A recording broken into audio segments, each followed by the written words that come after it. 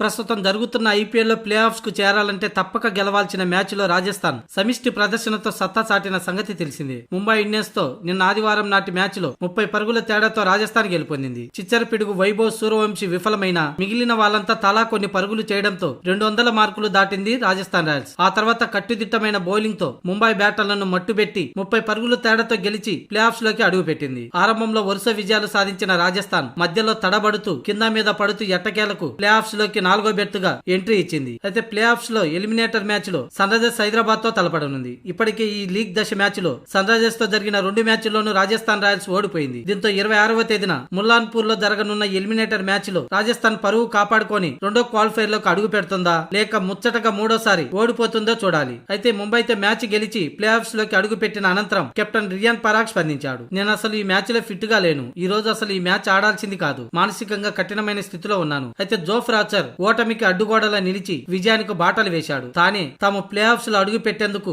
అటు batting bowling లోనూ రాణించి జట్టు విజయంలో కీలక పాత్ర పోషించాడని రియాన్ పరాగ్ పేర్కొన్నాడు. నాకౌట్ మ్యాచ్ లో మా అసలైన ఆయుధం జోఫ్ రాచరేనని రియాన్ పరాగ్ అన్నాడు. సన్ రైజర్స్ చేతులు ఇప్పటికే 2 సార్లు లీగ్ దశలో ఓడిపోయాం. ఆ జట్టు చాలా బలంగా ఉంది. ఆ జట్టును ఎదుర్కోవాలంటే మరోసారి సమిష్టి ప్రదర్శన చేస్తే తిరుగుండదని రియాన్ పరాగ్ అన్నాడు.